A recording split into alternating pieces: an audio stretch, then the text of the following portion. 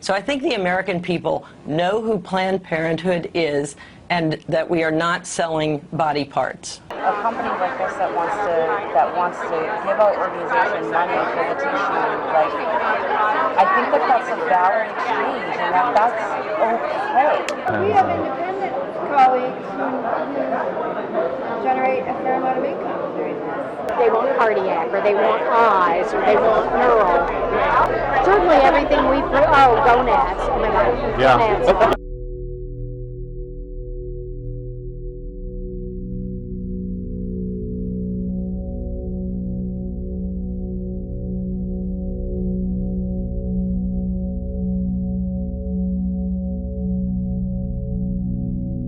Sorry to interrupt, Dr. Westhoff, but Dr. Nicotola has mentioned your name before as a good conversation.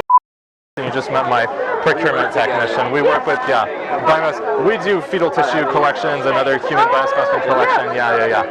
So, I don't know, Deborah's kind of been our contact on the national level for the past 8 months or so. Yeah, we haven't been working with anybody who wants stem cells. We've just been working with people who want particular tissues.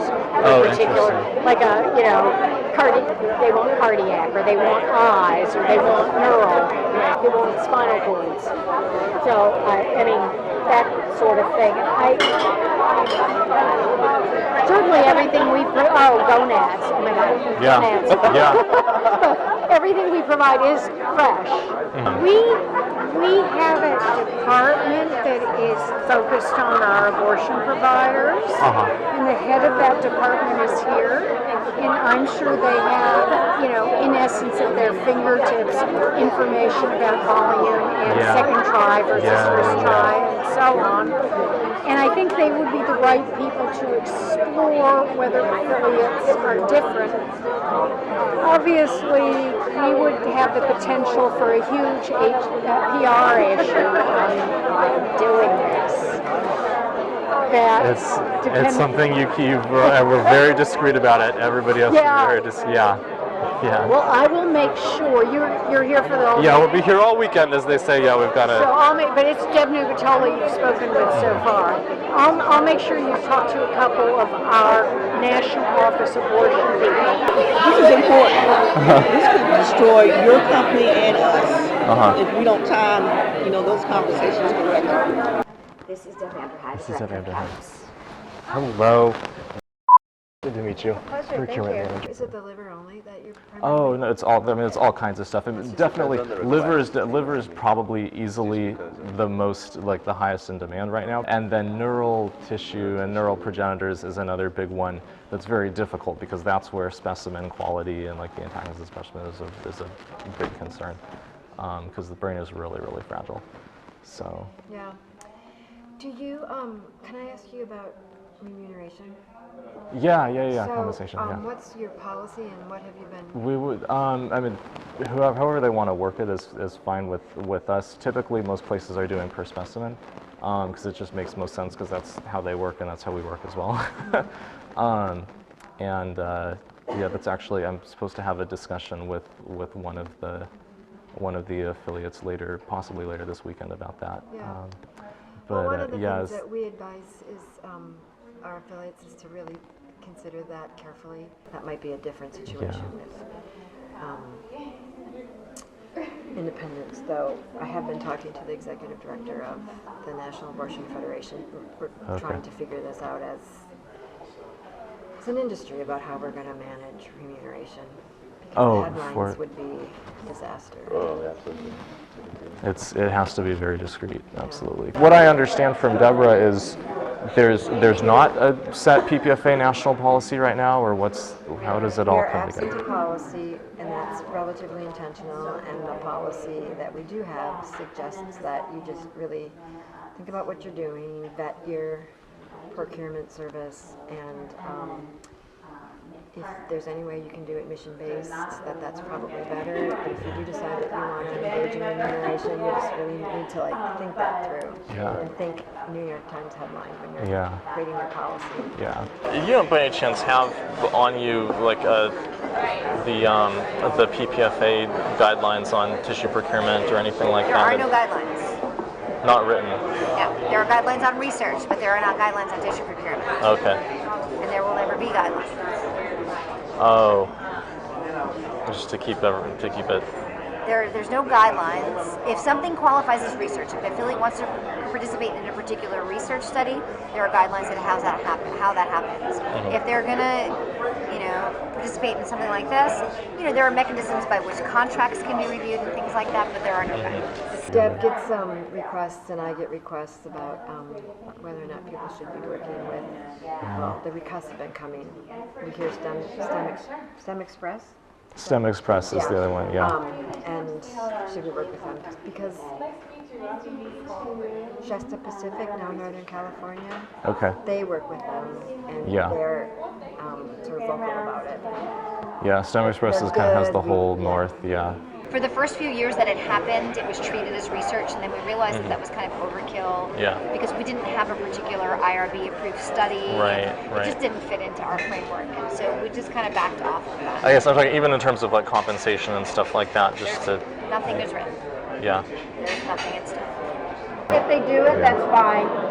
We're not going to say no, but we want them to think about really the New York Times headline. Yeah. This go bad? Is this really worth getting? I don't even know what a specimen generally brings in. Yeah. It really varies from place to place.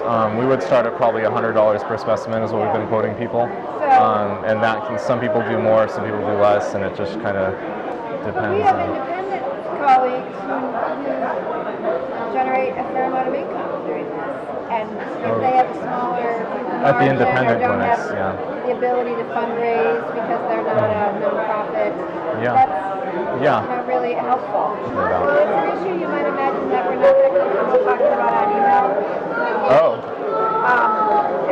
So we want to have the conversation in person. Yeah. Folks will ask the national office questions, and we certainly have answers to the questions, but we don't have a policy per se. And that is by choice. Yeah. So for now, that's the way it will be. Well, yeah, but there's what we're doing is there's opportunities for people to find out about it. I sort of, my stance on that is like, I feel like you're calling like by ridiculous lies and this media that doesn't focus on truth. And I don't really think that we should participate in that level of discussion, and that we should operate as an organization the way any other organization would. And so I don't feel, I'm a researcher at heart, so like I love the idea of being able to do this and participate in research, because my career doesn't do that. I would love to see this happen somehow. I'm probably maybe not so sensitive to like ridiculous debate. Like, let's have a debate on the real issue and truths. That's a discussion I would participate in. I don't feel like we should participate in discussions based on color. I mean, that's kind of my thought process in that. Based on what? I may be alone, but that's what I feel about that. Are you suggesting that the conversation was too conservative?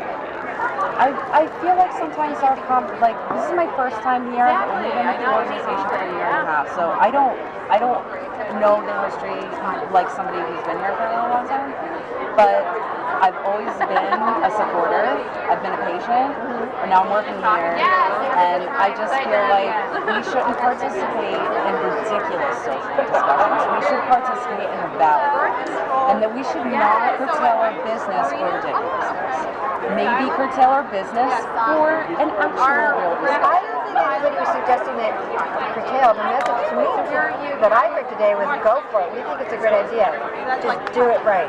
Exactly, and I understand that, but like a company like this that wants to give out organization money for the tissue, like I think that's a valid exchange, and that's okay, providing that we are very sensitive to the patient and consent and all of that. And I don't see a problem with that. I understand that we have to worry about a rep and everything like that, but Well, I think a congressional hearing scared the bejesus out of people 15 years ago when there was a congressional hearing on it. It turned out to be fraud. But What was the front? there was a person from the opposition that said Planned Parenthood had changed the way it does its procedures so that they can collect tissue so that they can sell tissue. Turned out that was false. We've been very good at getting heart, lung, liver, because we know that. So I'm not going to crush that part. I'm going to basically crush below. I'm going to crush above, and I'm going to see if I can get it all intact. But it sparked a congressional hearing and some federal legislation, which is where some of that came from. So we just want to not have to repeat that. Right. And there are a lot of Planned Parenthood. There are Planned Parenthoods that participate in donation programs that are reimbursed for. And that's fine. Yeah, it's fine. We're just suggesting that call us, help us, or let us help you walk through some of those steps to make sure that it's done right. Yeah. We can talk about this some more. So, yeah, I think go for it. And use us to the extent that you can. Okay. All right. Thank you very much. Yeah. Appreciate it. And Thank you. I know Northern California, Marmonte, LA, they all provide donation for remuneration. So they would also be good people to just check with. All right. Thank you so much. Yeah, she asked more questions than anybody. Oh, she was really getting into it during the. Yeah. I hope that she didn't leave thinking that we were saying don't We're do discouraging it. Because Roger said I'm going to say a number of things, and I only want you to go away with one message. I think this is a good idea. Now, here's what you need to look out for, and then at the end of it, he said, and I just want to reiterate, I think this is a good idea.